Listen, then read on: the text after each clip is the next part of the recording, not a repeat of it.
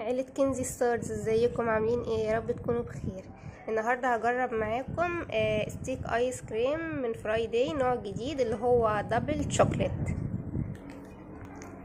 هنفتح الكيس وافرجكم عليه من جوه.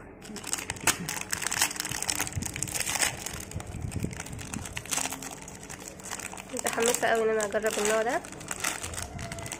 طب الحمد لله انها سليمه وما سابتش في الثلاجه.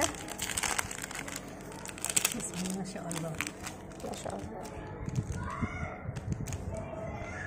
يلا بقى ندوق. بسم الله.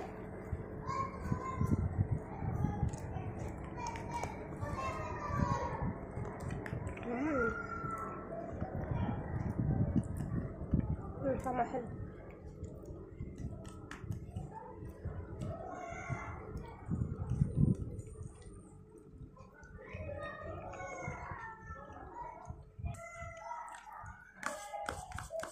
الشوكولاته اللي متغلفه بيها من بره حلوه، وكمان فيها مكسرات.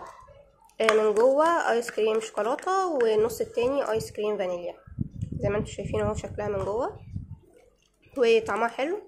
اديها 10 من 10.